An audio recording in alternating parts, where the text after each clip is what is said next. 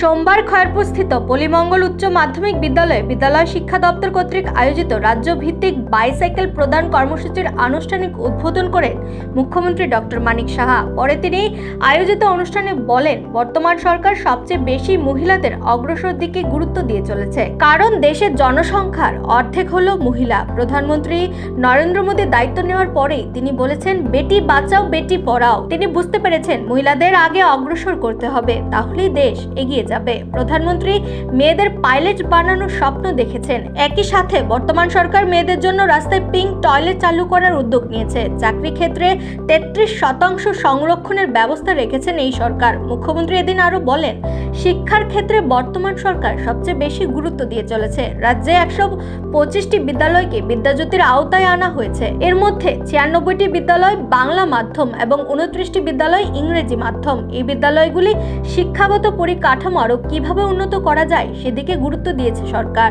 বিদ্যালয়গুলির জন্য বিষয়কেন্দ্রিক শিক্ষক সহ স্পেশাল এডুকেটর ও অন্যান্য ব্যবস্থা চালু করা হয়েছে, যাতে বিদ্যালয়গুলির ছাত্রছাত্রীরা আরো বেশি অগ্রসর হয়ে জাতীয় স্তরে ছেলে মেয়েদের সাথে প্রতিযোগিতা করতে পারে। এছাড়াও গত 7 বছরে বর্তমান সরকারের বিভিন্ন পদক্ষেপ মুখ্যমন্ত্রী বক্তব্যের মধ্য দিয়ে তুলে ধরেন। আয়োজিত অনুষ্ঠানের পর মুখ্যমন্ত্রী ছাত্রীদের হাতে বাইসাইকেল তুলে দেন। মুখ্যমন্ত্রীর সঙ্গে উপস্থিত ছিলেন এলাকার বিধায়ক রতন চক্রবর্তী, বিদ্যালয় শিক্ষা দপ্তরের অধিকর্তা এনসি শর্মা এবং উচ্চ শিক্ষা দপ্তরের অধিকর্তা সহ অন্যান্যরা।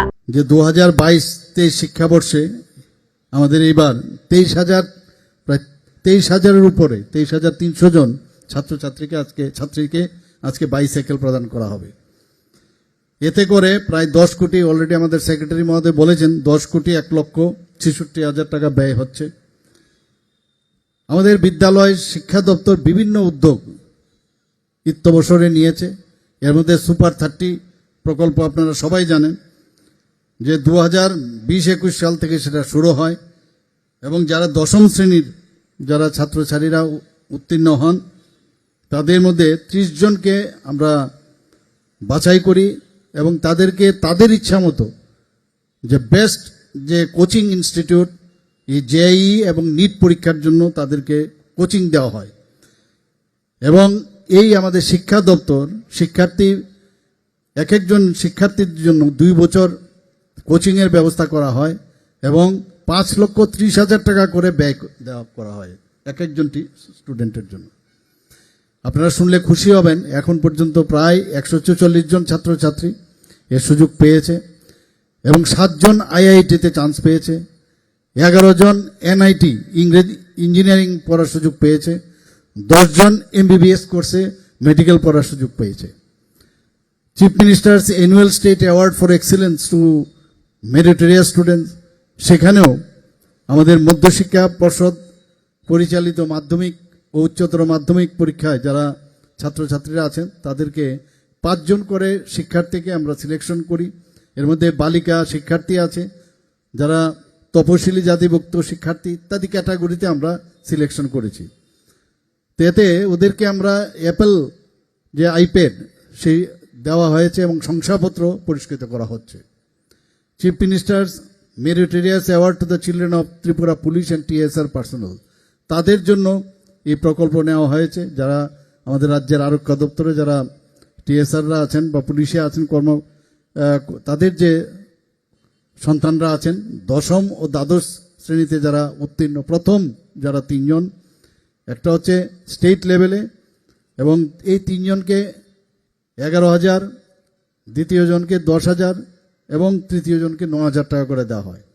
জেলা স্তরেও প্রথম এবং দ্বিতীয় জনকে দেওয়া হয় এবং সেখানেও যে মূল্য রাখা হয়েছে 11,000 এবং 10,000 টাকা করে দেওয়া হচ্ছে।